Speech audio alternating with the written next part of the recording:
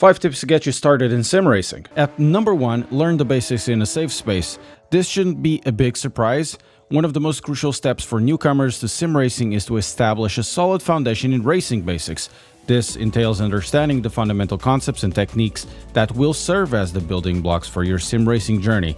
To do this effectively, it is essential to start in a safe and controlled environment, like single-player or practice servers, before venturing in competitive races where you could be a danger to other drivers and to yourself. Learning the optimal racing line and mastering apexes are fundamental racing skills. The racing line is the path that allows you to carry the most speed through the corners, and apexes are specific points with thin corners where your car should be positioned for the best exit. Practice these concepts extensively in a controlled environment to build muscle memory and improve your consistency. You also need to develop a keen sense of braking points, the spots on the track where you need to start slowing down for corners. Learning when to brake and how much pressure to apply is crucial for maintaining control and avoiding collisions. Similarly, understanding when and how to accelerate out of the corners will contribute to smoother and faster lap times. Then, in sim racing as in real life, spatial awareness is key.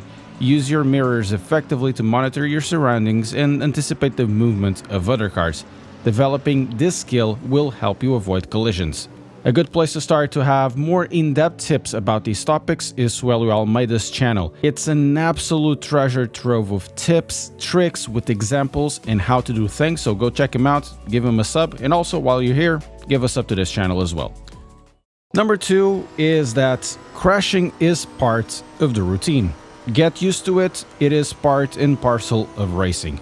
However, what sets successful racers apart is their perspective on these incidents. Embracing the fact that crashing is an integral part of the learning routine can significantly accelerate your progress and help you become a faster and more skilled sim racer.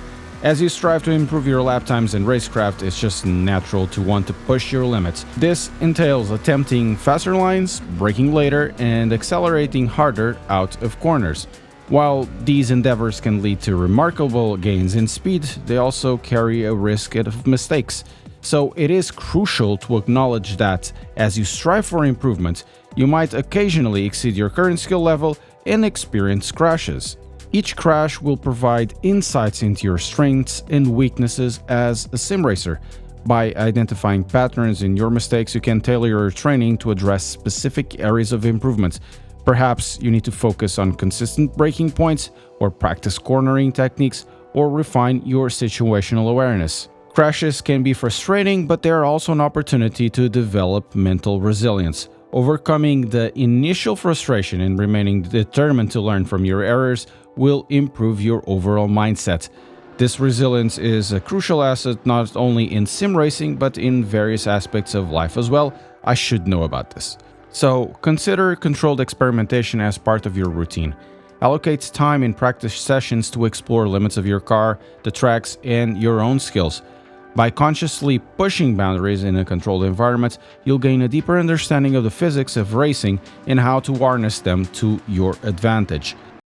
At number 3, learn from videos to get faster. I do this all the time. It is essential whenever I want to get faster. I'm not that fast, so I look towards the fast guys for pointers. Think about this. Esports drivers have honed their skills to almost superhuman levels. Their choice of lines, or racing lines, apexes, braking points, is a result of analysis, experience, and a lot of crashing that you can avoid. By observing their laps, you can identify some of the things that contribute to their exceptional performance. Learning to replicate these lines and apexes in your own sessions can lead to significant improvements in your lap times. Look for things like how they modulate their braking pressure to maximize cornering speeds while maintaining control. Similarly, pay attention to their throttle control, especially coming out of corners, as this plays a crucial role getting the maximum amount of acceleration without spinning.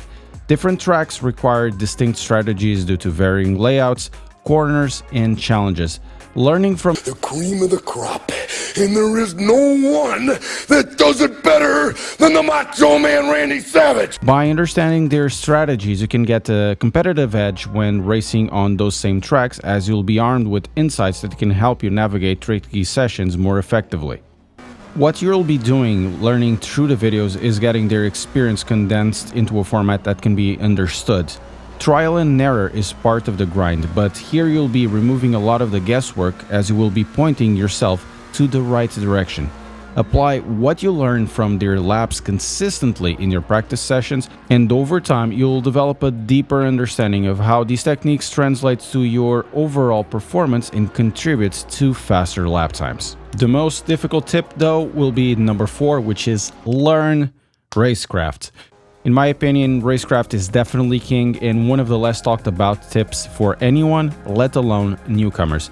Everybody is going to make mistakes when racing, even the cleanest of drivers. It's part of the experience. But sadly, nowadays, racecraft is being confused with late dive bombs or pushing drivers out lest they risk a collision. However, racecraft is all about strategic thinking. When attacking, study your opponent's weaknesses and capitalize on opportunities to overtake. Look for areas where they brake early or go wide. Understanding racing lines is crucial here, as well understanding where you have grip or where you can accelerate earlier. Choose lines that provide the best angle for overtaking while maintaining control of the car. Defending requires equally strategic thinking, or perhaps even more. You need to position your car to make it difficult for other drivers to pass without resorting to dangerous maneuvers or blocking. You can do things like keep the car on the insides to make other drivers go the long way around.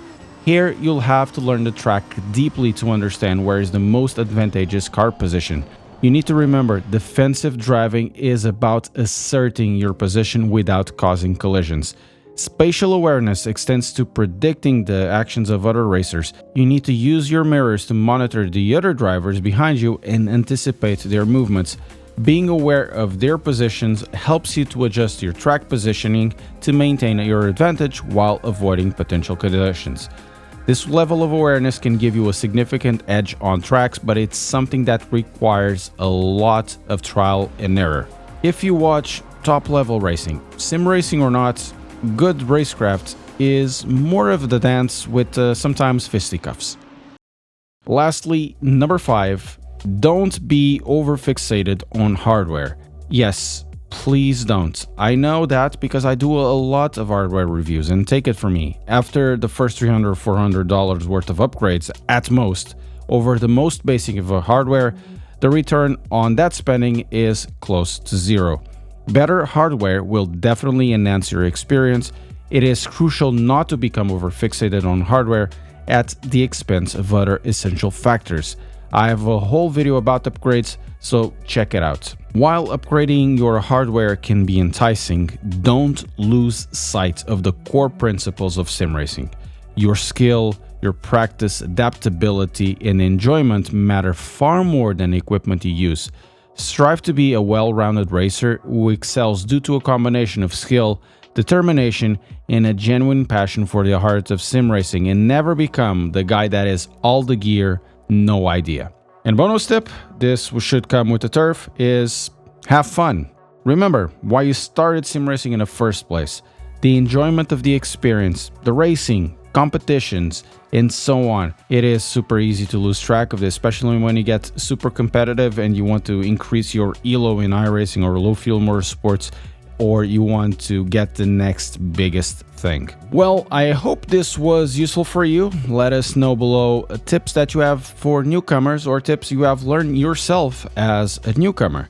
Check this video about upgrades as well.